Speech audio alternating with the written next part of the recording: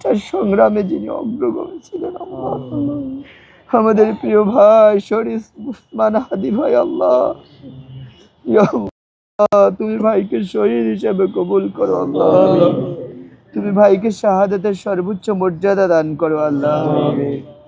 হযরত হামজা, হযরত হানজালা, হযরত কাকা রাদিয়াল্লাহু তাআলা আনহুর মতো একজন বীর শহীদ হিসেবে তুমি ভাইকে কবুল করো আল্লাহ।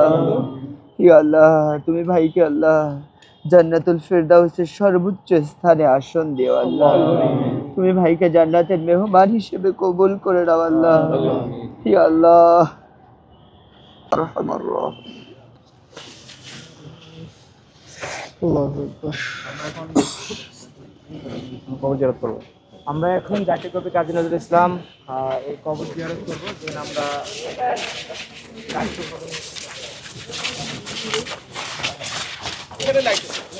কথা বলেন।